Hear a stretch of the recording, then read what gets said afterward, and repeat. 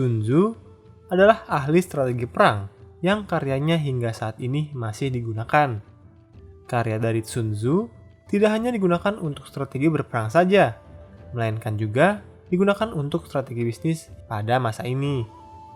Dunia mengenal Sun Tzu sebagai seorang yang ahli dalam strategi berperang yang hidup di zaman negara-negara berperang atau the warring states. Tetapi sebenarnya, terdapat dua orang guru yang bermarga Sun, yaitu Sun Wu dan Sun Bin.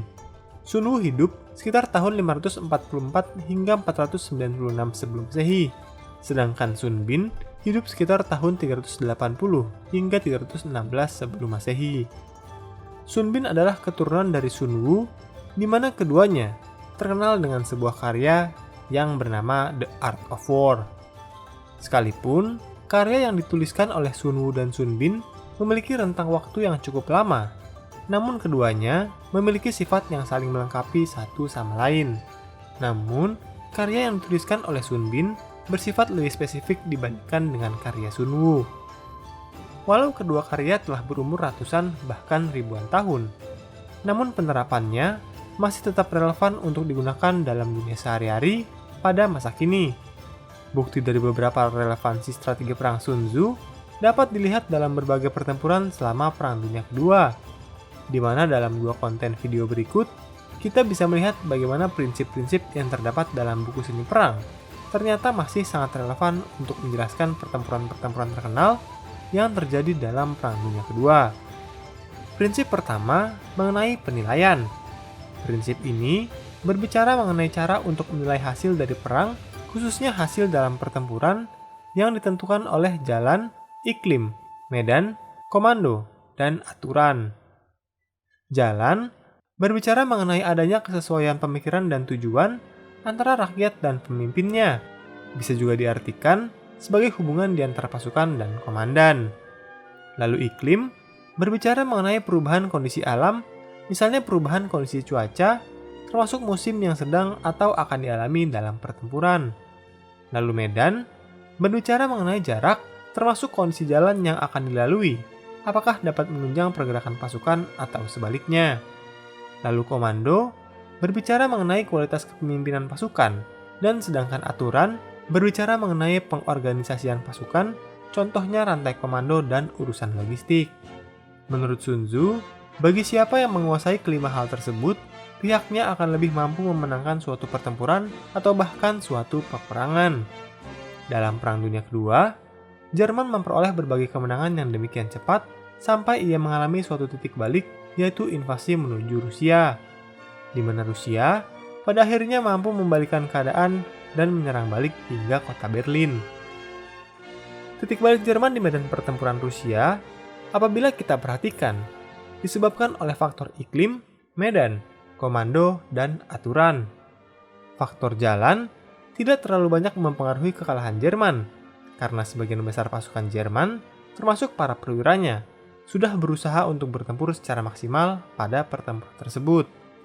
Meskipun terdapat perbedaan pendapat di antara para komandan Jerman mengenai serangan terhadap Rusia, Inggris, Afrika Utara, dan Timur Tengah, mengenai manakah yang harus ditaklukkan terlebih dahulu. Faktor iklim jelas mempengaruhi kekalahan Jerman, karena mereka tidaklah siap dengan cuaca dingin yang ekstrim di Rusia, di mana pasukan tidak diperlengkapi oleh pakaian musim dingin dan mesin-mesin tempur Jerman. Mesinnya mengalami kerusakan karena cuaca dingin. Medan perang di Rusia juga tidak mendukung pergerakan pasukan, karena Rusia adalah negara komunis yang lebih mengutamakan transportasi publik seperti kereta api, sehingga jalan raya yang digunakan untuk kendaraan bermotor kurang difasilitasi. Komando pasukan Jerman yang dipimpin oleh Oberkommando Wehrmacht dan Adolf juga saling menyebabkan kekalahan bagi Jerman, karena OKW sempat melakukan improvisasi sebelum menyerang Rusia dengan terlebih dahulu menyerang Yunani. Namun serangan ini dilakukan karena Italia terlebih dahulu meminta bantuan dan gagal menguasai Yunani. Ditundanya jadwal operasi Barbarossa selama kurang lebih 4 minggu dari rencana awal, dan pasukan Jerman pun tidak siap dengan cuaca dingin yang telah mendekati Rusia.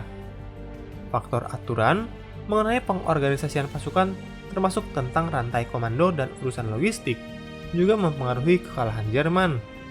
Baik iklim dingin dan cuaca buruk yang melanda Rusia tidak bisa diantisipasi oleh militer Jerman, dan terlambatnya solusi-solusi yang diambil untuk kondisi tersebut. Lalu prinsip kedua, mengenai melancarkan suatu pertempuran. Dalam melancarkan suatu pertempuran, yang harus diperhatikan adalah bagaimana memperoleh kemenangan yang cepat, karena perang yang berlangsung lama akan menghabiskan sumber daya negara. Karenanya, ada perkataan seperti, kemenangan yang terhebat adalah menang tanpa harus berperang. Prinsip ini juga berbicara mengenai cara memenuhi kebutuhan pasukan dengan seminimal mungkin biaya yang dikeluarkan negara. Jerman sangat berpegang pada prinsip ini, di mana serangan yang mereka lakukan terkenal sangat cepat dan berkekuatan maksimal. Serangan ini dikenal dengan nama Blitzkrieg, di mana antara serangan pesawat, artileri, kavaleri, dan infanteri dipadukan secara bersama-sama dalam sebuah serangan yang terkoordinasi. Strategi Blitzkrieg memampukan Jerman untuk menguasai suatu wilayah secara cepat, bahkan langsung dapat memenangkan peperangan. Sebagian dari Eropa dapat dikuasai oleh Jerman hanya dalam waktu kurang lebih 2 tahun, yaitu tahun 1939 hingga 1941. Jerman menyadari bahwa sekalipun negaranya memiliki kemajuan di bidang industri, mereka akan mengalami kesulitan jika harus bertempur dalam waktu yang lama, karena sumber daya alamnya tidaklah cukup untuk memenuhi kebutuhan industrinya. Maka dari itu, lahirlah strategi Blitzkrieg dari Heinz Guderian.